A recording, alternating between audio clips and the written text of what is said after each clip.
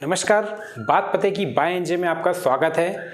आज के इस वीडियो में मैं आपको एक ऐसी घटना के बारे में बताऊंगा जिसमें एक महज 5 साल का बच्चा अपनी मां से मिलने के लिए दिल्ली से बेंगलोर तक का सफ़र अकेले ही तय करता है।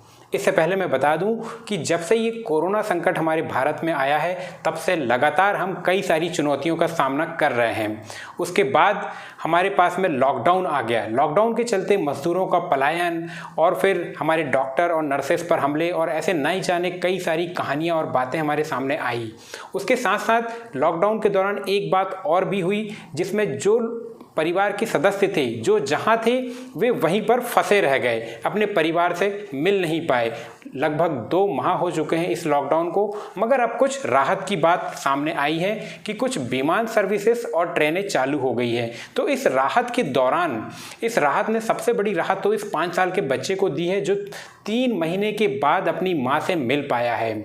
जैसे ही सोमवार को यानी कि 25 मई को विमान सर्विसेज शुरू हुई और दिल्ली से बेंगलोर के विमान ने उड़ान भरी तो इस उड़ान के अंदर एक 5 साल का बच्चा भी था, मगर वो भी अकेला, जिसकी मदद के लिए सिर्फ विमान के सहकर्मी और वहाँ के कर्मचारियों ने ही उसकी मदद की है।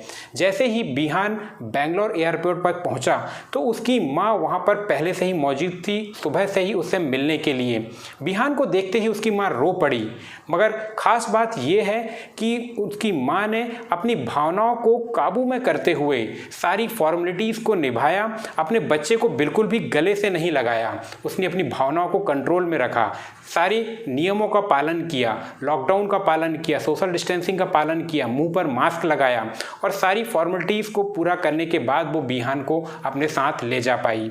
तो इस सारी घटना से दोस्तों हमें एक बात ज़रूर सीखने को मिलती है कि आज हम भी अपने परिवारों से दूर हैं और ना जाने ऐसे कितने ही परिवार हैं जो अलग अलग अभी रह रहे हैं और आपस में मिलने के लिए बेताब हैं।